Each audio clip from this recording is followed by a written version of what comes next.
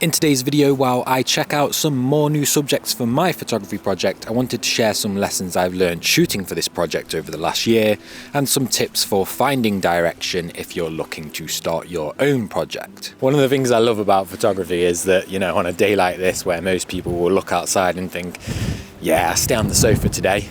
Photographers, no. Gear in the bag, off they go. Well, not all photographers, but a lot of photographers, I think, see a stormy day like this and their eyes light up. Keep warm, keep moving. Those are the keys. I'll start this video as I just take shelter from either side of these walls here. That if you've never had a photography project before or you're thinking about starting one, I can't stress this enough, and I know I say it in so many videos. I genuinely think no matter what level of photographer you are, no matter how long you've been doing it, and no matter how seriously you take a project, it's something that absolutely all photographers should do. One of my biggest regrets is not starting one or even just dabbling with one in the first couple of years, because honestly, it's been like the main factor in skyrocketing my improvement and keeping me consistent as well with photography, giving me something to really focus on. And I just wanted to reiterate as well, like, projects don't have to be this super deep thing with a proper in-depth meaning behind it or unbelievable history behind it. It can just be something you do for a bit of fun to get you out the house. It could be something really small, like a set of 10 images that you take of a particular place. So yeah, regardless of how far you want to go with it, don't think about the end goal, just start one. Have fun, and you don't know where that may take you, which we'll dive into a bit deeper in this video.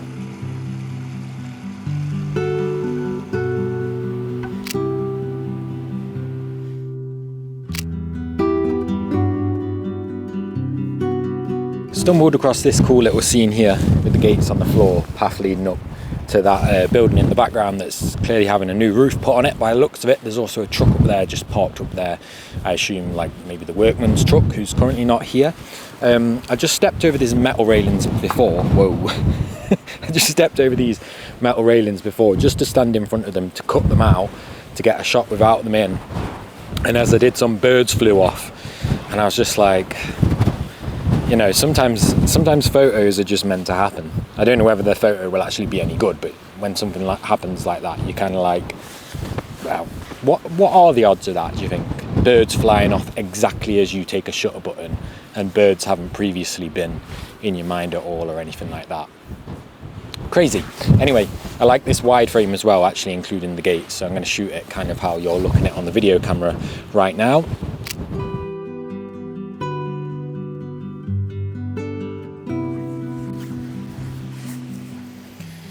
Oh man, well, this sucks.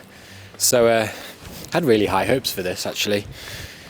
Over this wall down there, there's the footpath just behind the camera that I'm recording on that runs right down here to some old mine workings, which I thought there'd be some pretty big intact buildings down there that I could photograph, but I can see from here they're basically, you know, when all the walls have gone and all the rubble's been removed, and then it's just sort of a stud of a foundation on the floor in the grass, which is still very interesting to see from up here, but not for the photos I'm looking for, which is a shame. I've just absolutely trekked up here as well. Nice walk regardless, get a bit of cardio in, you know.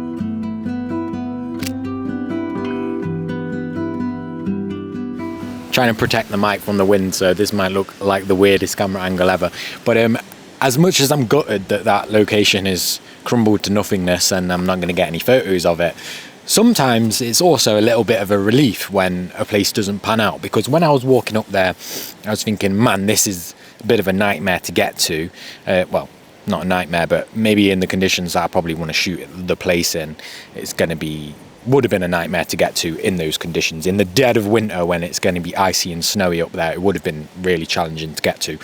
And also when you've got like many spots you still want to check out and go back and shoot, sometimes when one doesn't pan out, it's actually a little bit of a relief. Like, okay, at least I went and checked it out, and I can kind of cross that one off the list as a no-go. So sometimes it's a little bit of a weight off your shoulders. Some things go wrong. on photography projects, on normal photography days out and stuff like that. And I just think if you flip them sometimes into thinking about it differently, like, okay, it's actually good that I went there and it's not a viable place, let's move on, let's crack on, sort of thing. All right, quick change of plans. I realized it actually made way more sense to come to this new subject first, on the map at least anyway, and a bit of a trek through the moorland here to get to it. So obviously want to make sure I get this one in today, especially with these conditions. But this landscape, man, it's not your typical like tropical beach and blue ocean, but the ruggedness of it and just the way it makes you feel like you're a tiny little speck in this area is just incredible. Firstly, I just want to say this is something that I kind of fell into the trap of at the beginning, is that you don't have to have a project fully planned and flushed out and have every single subject you're going to shoot written down and planned and, you know, a full game plan before you actually go out and start just creating photos for something that could potentially maybe develop into a project. So if you do know you want to do a project, or you're kind of dabbling with this idea, I would say just pick an interest that like really makes your ears perk up, really sort of gives you that spark to actually go out and shoot the place and just go and do it and see how those photos resonate with you. And then if they do sort of really resonate and they do give you that aha moment where you're like, okay, there could be a project here, just keep following that interest. Even if it's one subject you find at the very start that interests you, go and shoot it, see how it makes you feel, see if you can find anything else that fits with it and develop it as you shoot. I feel that's potentially a better approach than trying to plan the entire thing from start to finish at home sat at your desk. And then so to follow off the back of that, the second point I've got for this video is, and this is something I've actually really picked up from other photographers and other photographers have given me advice about, so thank you to anybody that has advised me this, but basically it's very easy when you do have that aha moment and that fire's burning inside of you and you're like, oh, this is the project, to then give yourself a timeline and say, right, I'm going to smash it, I'm going to shoot all these subjects and within 6 months I will have finished and I'm going to release a photo book. Not only is that a bit unrealistic unless the project is really small, you also don't really know the direction you are going to fully end at with the project until you create work for it for a decent period of time. So I would personally say for the first 6 months to a year, maybe just shoot for that project and then take in all the information that you gain from it and experiment with the project as much as possible. So experiment with aspect ratios, experiment with whether you're going to shoot it all in color, all in black and white, a mix of both.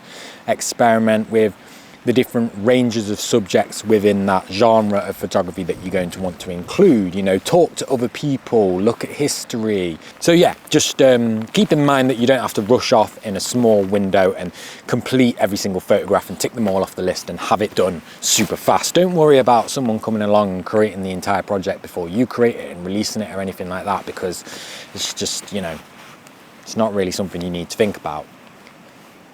Anyway, starting to get wet now. So I'm gonna crack on up this hill, shoot this subject, hopefully fingers crossed, and then we'll get in some more tips later in the video. Wasn't anticipating metal railings being here. That's a bit of a bummer. Okay, there's none on that side of the building, around that side. So there's potential to shoot it from up there. And maybe hide the railings. That's so annoying because I really wanted to get a shot with this pathing. Yeah, understandably so, because as you can see the roof is caved in and this may or may not be popular with walkers. I don't know, I've not seen a single car or person all day today, so who knows. But yeah, anybody know what this is? I'm assuming farming or mining equipment, but very medieval. Is it medieval? I don't know.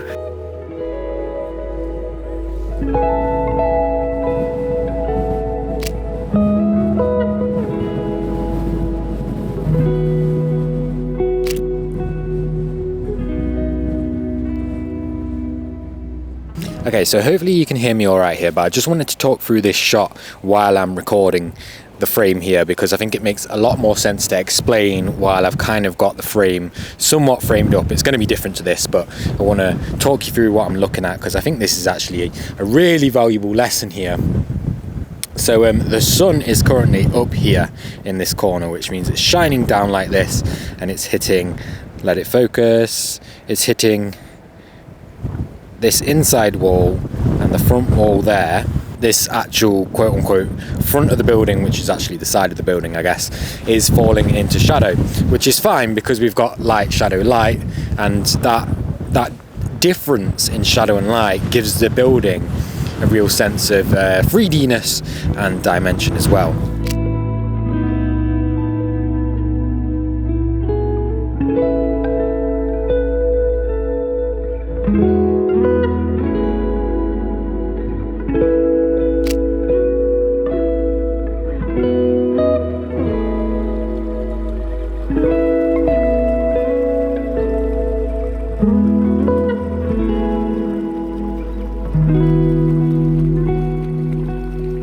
Some valuable things I've learned in the last year shooting for my project, scouting for my project mostly, let's be honest. And the first one is that your thesis, your tagline, your description of your project that you kind of have in your head, that I think you will get in your head within the first 6 months or year of you doing all that exploration and stuff that I spoke about prior. Now this tagline is perfectly fine to change over time. You're perfectly fine to adapt it. And what I mean by that is, let's say you start shooting old cinemas in the south of England, right? And you call it, your tagline something like the exploration of old cinemas in the south of England. But then let's say one day you're in the north of England and you shoot a few old cinemas and you absolutely love those images, but you're like, damn it, I've kind of named my project, gave it this description of old cinemas in the south of England. Well, you can just change that to old cinemas or exploring old cinemas in England.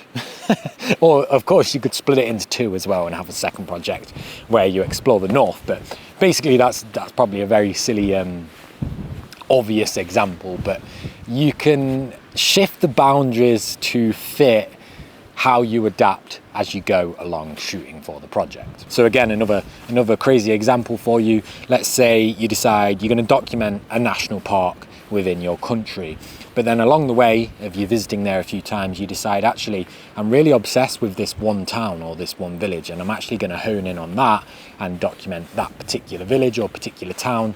And therefore you can then just shift your description, your tagline, your blurb, the mental description that you give your own project, or you might have written down to give yourself some direction. You can shift it and move it around. It's not set in stone, and that's the beautiful thing about photography projects, is that they can keep taking on new shapes as you go. Okay, so this is a big one, and probably the biggest thing I've come to realize from doing my project over the last year, and it's the fact that you will undoubtedly have days, weeks, months where you are so fired up to create for your project, whether it's just scouting, shooting, or doing the research for whatever it is that you are shooting, and you will have times where you can't wait every single week to get out and take photos for it. But on the flip side of that, you're of course going to have days or weeks or months where it feels like it's fallen a little bit flat, you're running out of things to shoot for it, you question the overall point of the project. And this has happened to me a couple of times. Sometimes it's just been one day where every photo I took that day was rubbish, and that left me feeling like the project was just falling away from me. And I've had other times as well where I felt like I was running out of subject matter for it, but then I took a step back, took a step away from it, maybe spent some time researching as well, and before I knew it, like a month had passed and I was right back in that fiery zone with the project again. And I will say as well, I think if you do have a day like that or a week like that where it does feel like it falls flat, that's a good time to switch it up and take a break from it. And what I normally do is head off to somewhere completely different for a while, like the coast, or shoot some city stuff perhaps, and just really take my mind away from it completely so I can reset. Okay, so last lesson that I wanted to share with you guys that I've picked up in the last year from shooting for this project is that you can shoot a wide array of subjects and stuff for your project, but not all of them have to be viable for the project, but they will all get you closer to the end result.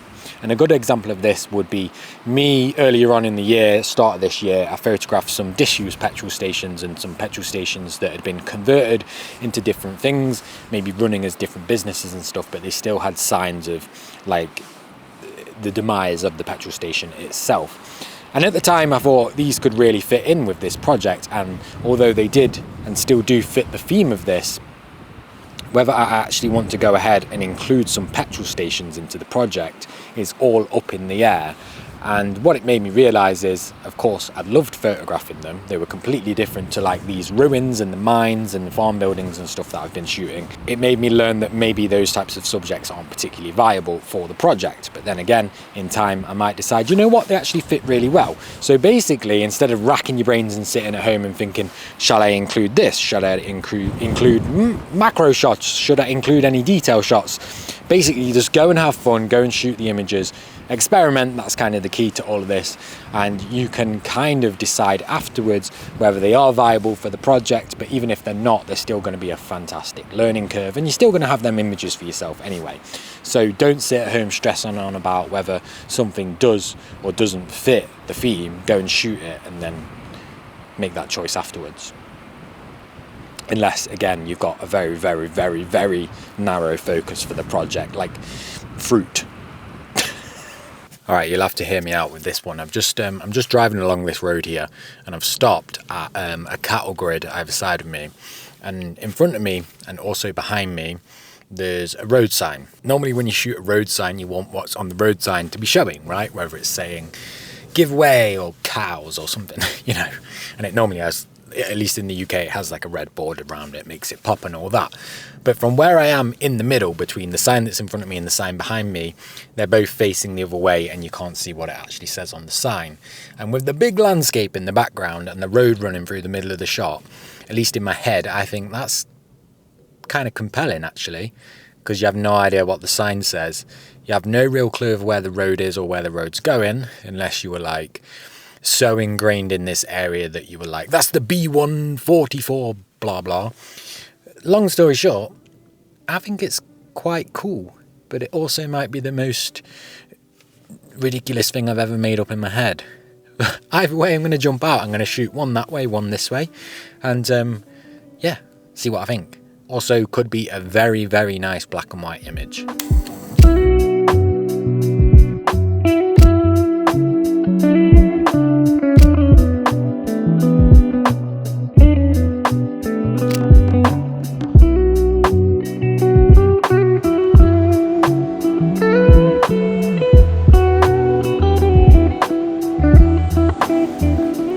Right, so I very, very, very nearly drove past and went home because it was chucking it down about 5 minutes ago.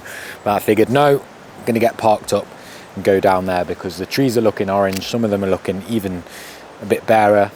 Nice orange one over there.